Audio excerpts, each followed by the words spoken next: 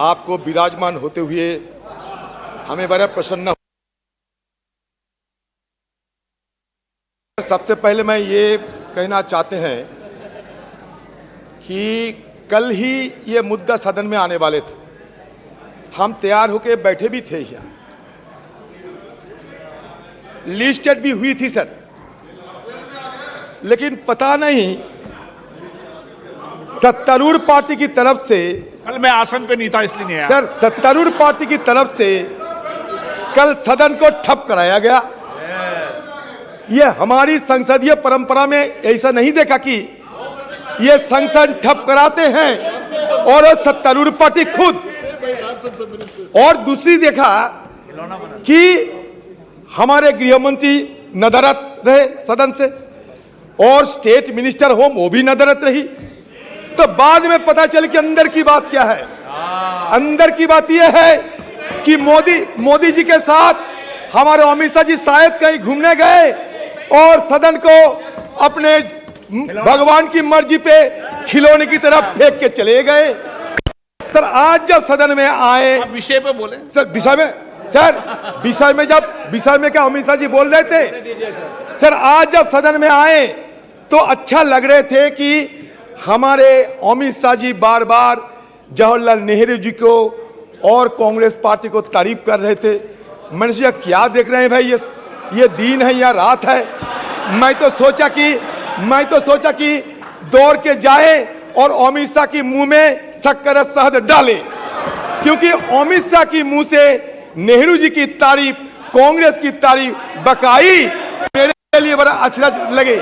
लेकिन कुछ ही समय बाद ये पता चले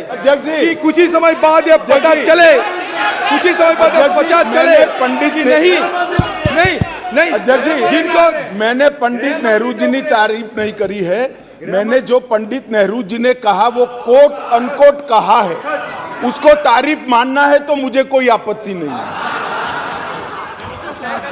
सर एक ही बात कहना चाहते हैं कि मान्यवर इधर उधर की बात ना कर, बता काफिला कैसे लूटा।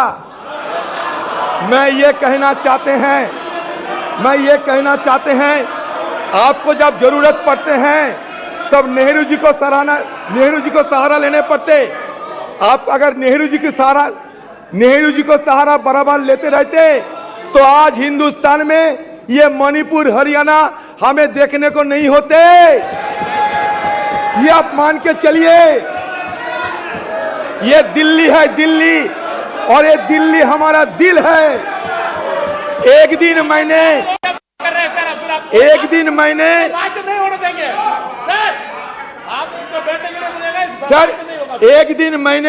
अपने रूह से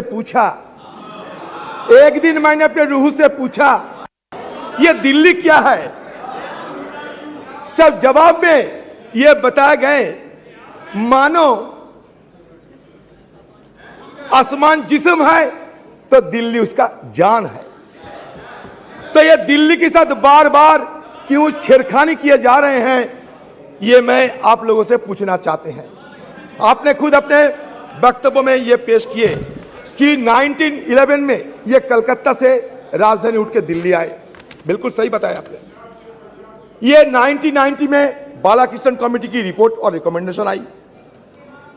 69th amendment 1991 was passed by Parliament, which inserted Articles 239AA and 239BB in the Constitution and provided for a legislative assembly in Delhi. In short, the 69th Amendment Act roughly restored the kind of governance system that was offered to Delhi in 1952, a union territory with a legislative assembly, council of ministers, and an elected chief minister with limited mandate. ये union territory बने 1956 में। देखिए, मेरा सिर्फ यही कहना है कि आप जो भी कहे, शंका हमारे इसलिए है कि हिंदुस्तान में से एक ही राज्य दिल्ली नहीं है। अगर दिल्ली में इस तरीके की छेड़खानी होते रहेंगे तो इसके चलते आप धीरे धीरे हिंदुस्तान की बाकी राज्यों में एक किस्म के ही हमला करते रहेंगे। अगर आपको यह लगे कि यहाँ घोटाला होते रहते। ये घोटाले के लिए क्या ये बिल लाना जरूरी था? आपके हाथ में ईडी है, सीबीआई है, कितने सारे फौजे हैं आपके हाथ में, कितने सारे शक्तियां हैं अपने जेब में, तब उसको इस्तेमाल क्यों नहीं करते?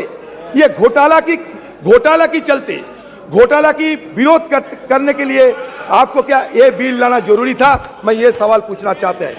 दूसरी सवाल ये है कि देखिए ये अध्यादेश की घोषणा लोकतांत्रिक और न्यायिक विचार विमर्श का दरकिनार करने का एक स्पष्ट प्रयास है।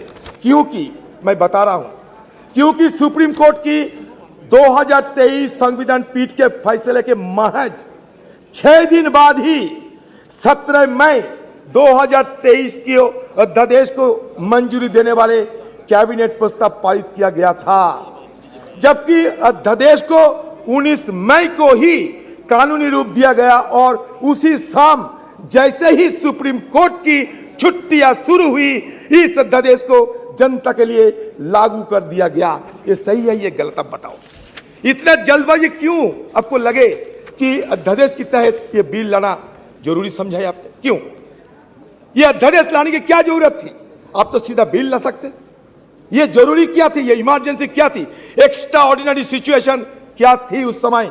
आपको सदन में ये बताना पड़ेगा। देखिए 1991 में the parliament also pass the government of national capital territory of Delhi act to supplement the constitutional provision relating to the legislative assembly and the Council of Ministers. It conferred on the Assembly the power to legislate on all matters in the state list as well as the concurrent list except land, police and public order. Further, in 2018, the Constitution Bench of the Supreme Court has dealt with the issue of the powers of Delhi government. Supreme Court involved the interpretation of Article 239AA of the Constitution, which deals with the governance structure of the national capital.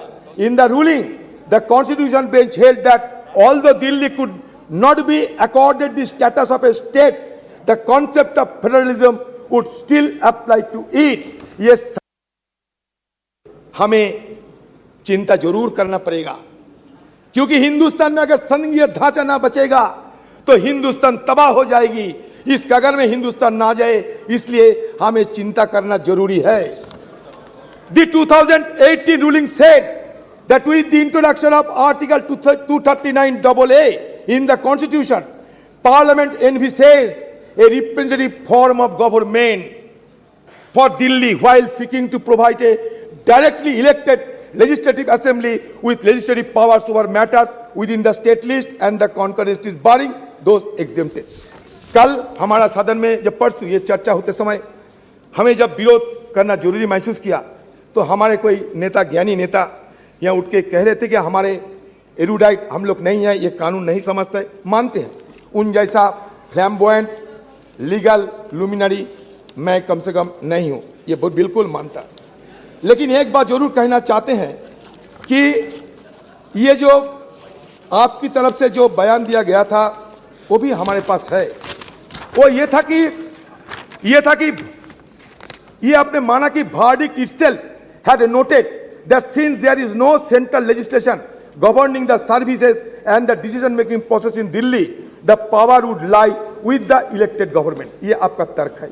आपका दूसरी तर्क ये है, the center has removed the basis and reason on which the judgment was given.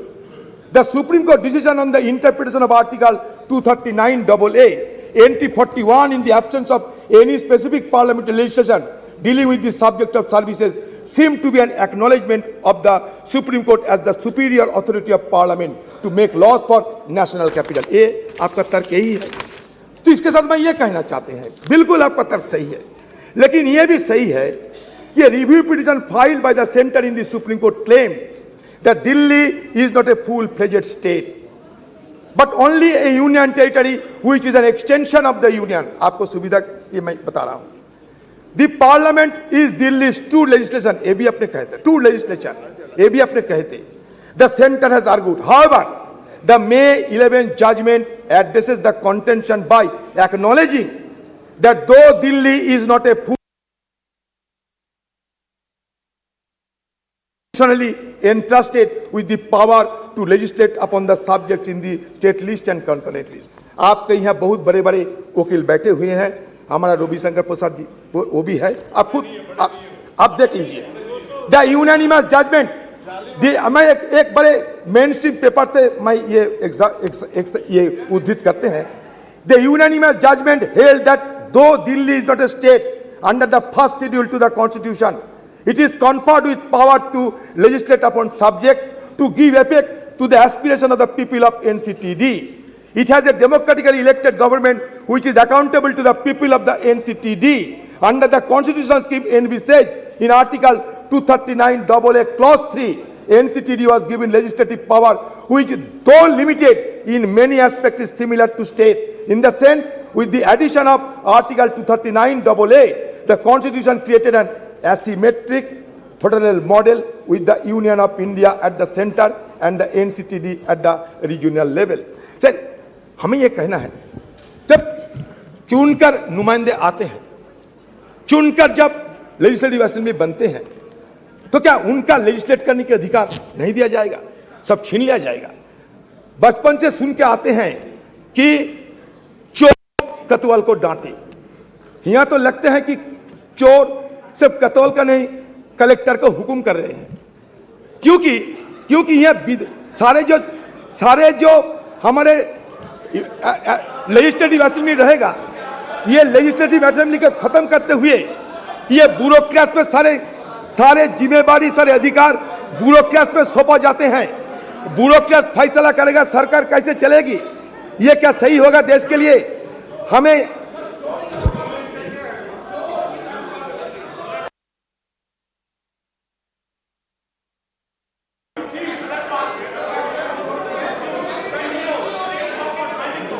Sir, जहां आपको गलत लगे छांट दीजिएगा, कोई हर्ज नहीं। मैंने कहा ये कहावत की तरह, ये कहावत है, मैं अपनी बात नहीं। The court had held that the executive power of the Delhi government was coextensive with its legislative power. That is, the executive arm of the government covers all the subjects, including services except public order, police, land, for which the legislative arm can make laws. आप ये कह सकते हैं कि हमारे parliament उससे भी शक्तिशाली है, बिल्कुल आप कह सकते हैं, आपको अधिकार है। लेकिन इसमें और एक बात है, ये मैं नहीं कह रहे हैं, ये डॉक्टर PDT आचार्य साहब, एक कॉन्स्टिट्यूशनलिस्ट, वो कह रहे क्या जानते हैं?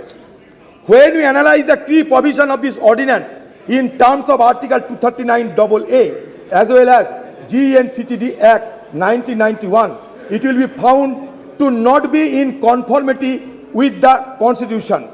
Article 239AA clause 7 empowers Parliament to make a law to supplement the provisions contained in that article. मानते हैं, लेकिन इसके साथ क्या होते हैं? To supplement the provision does not mean making contrary provision.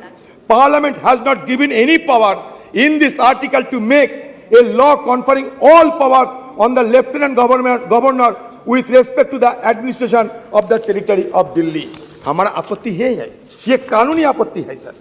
ये हम कोई मनगढ़ंत आपत्ति नहीं करते, कोई अलायंस के चलते, ये कोई दूसरी वजह से। ये हमारे फेडरल स्ट्रक्चर इसमें बड़ा संगीन हालत में गुजर सकते, इसलिए हम पहले ही चेतावनी देना चाहते हैं। आप यहाँ कहते हैं कि हम ये क्या बनाएंगे, एक नया एक ढांचा बनाएंगे NCCA से।